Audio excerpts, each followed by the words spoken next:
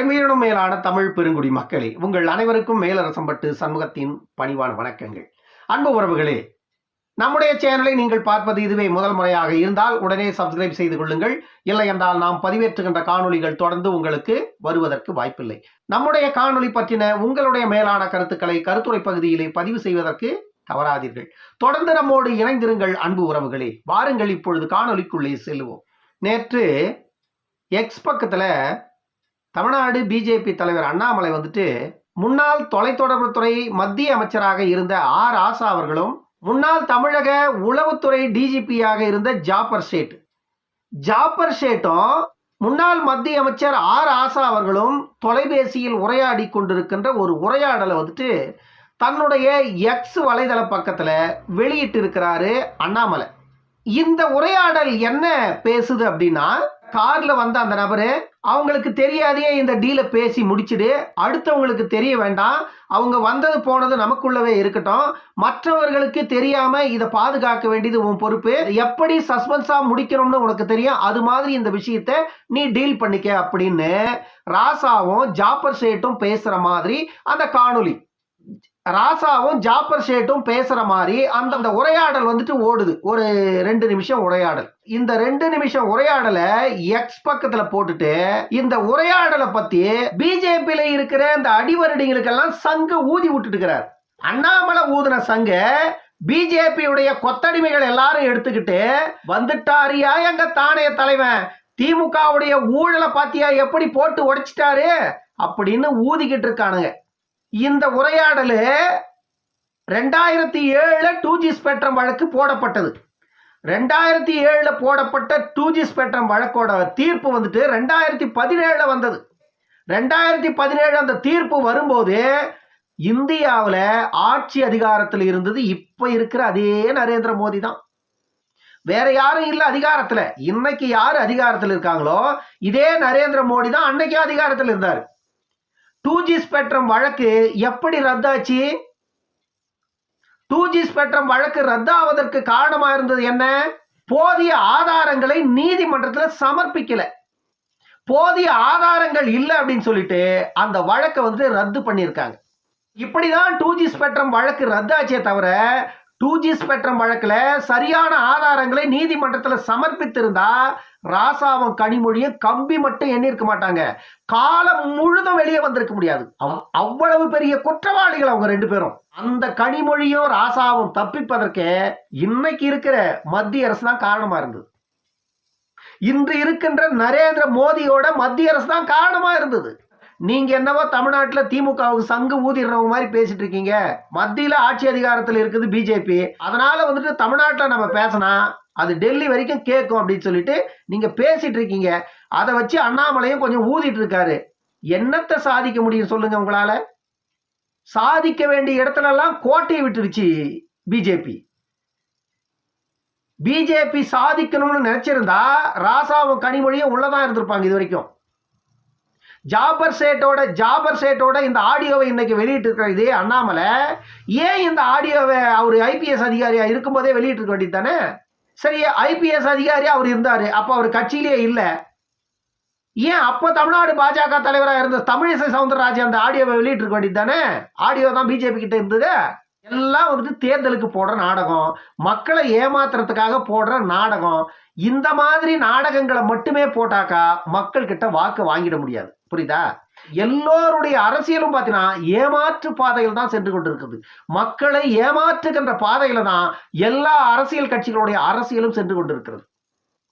பாட்டாளி மக்கள் கட்சியின் தலைவர் டாக்டர் அன்புமணி அவர்கள் மட்டும்தான் ஒளிவு மறைவு இல்லாத வெளிப்படை தன்மையான ஒரு அரசியலை முன்னெடுத்துக் கொண்டிருக்கிறார் தமிழ்நாட்டில். நீ எனக்கு ஓட்டு போடு, எனக்கு நீ ஓட்டு போடாத போ, அதை பத்தி எனக்கு அவசியம் இல்லை.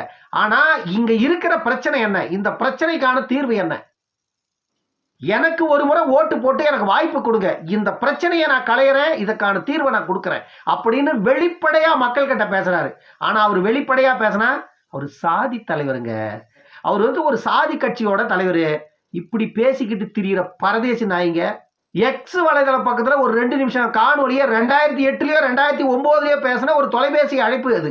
அதை எடுத்து எக்ஸ் வலைதள பக்கத்துல போட்டுட்டு இவர் வந்துட்டு நான் கன்னித்தீவு ரகசியத்தை கண்டுபிடிச்சிட்டேன், இதுதான் அந்த கன்னித்தீவோட ரகசியம் அப்படின்னு ஊருக்கு தண்டோரா போட்டு காட்டிட்டு இருக்காராம். இந்த ரகசியமெல்லாம் ஏற்கனவே ஊர் உலகமெல்லாம் அறிஞ்ச ரகசியம். கனிமொழி ராசாவுடைய ரகசியம் ஊர் உலகத்துக்கு தெரியாத ரகசியமா? ஜாபர் சேட்டோட ரகசியம் ஊர் உலகத்துக்கு தெரியாத ரகசியமா? ஜாபர் சேட் வந்துட்டு உளவுத்துறை டிஜிபியா இருந்த பொழுது எத்தனையோ என்கவுண்டர் தமிழ்நாட்டில் போட்டிருக்காரு. ஆனா அத்தனை என்கவுண்டர் வந்துட்டு அவர் போட்டதுக்கு அப்ப காரணம் யாருன்னு பாத்தீங்கன்னா கருணாநிதி. திமுகவிற்கு அடிமையா வேலை செஞ்ச ஒரு ஜாபர் சேட்டு. வைகோ வந்துட்டு அப்ப அப்படி வாய்கிழிய கத்தனார் வைகோ. அன்னைக்கு திமுக கூட்டணியில் இல்லாத போது வைகோ பேசின பேச்சு கொஞ்சம் நஞ்சம் அல்ல. ஆனா இன்னைக்கு வைகோ பேசுவாரா?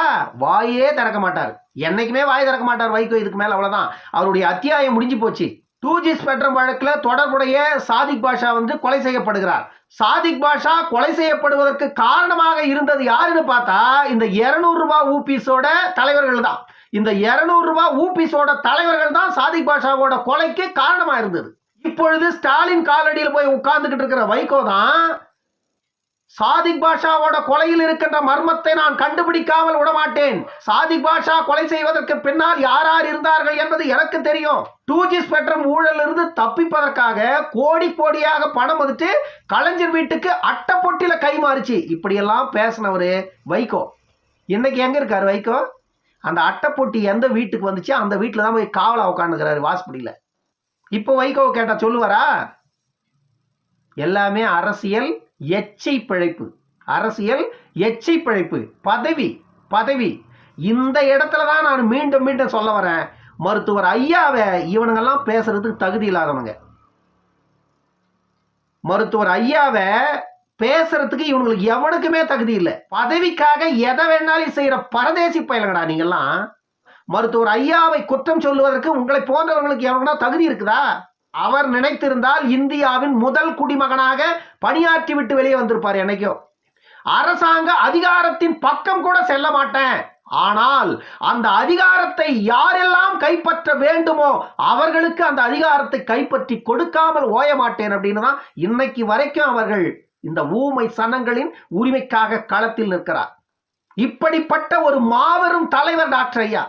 அந்த ஐயாவை குறை சொல்லி பேசுற இந்த திராவிட எச்சைகளுக்கு எவனுக்குமே அருகதை இல்லை, எவனுக்கும் அருகதை இல்லை.